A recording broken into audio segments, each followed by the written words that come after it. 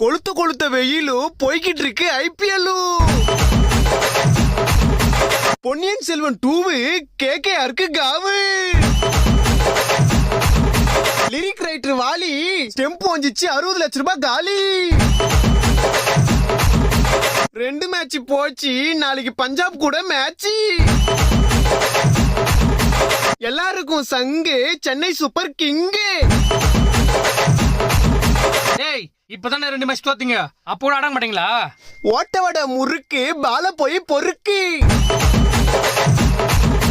ஓரமா போய் நில்லு, எங்க பார்த்தாலும் எல்லோ.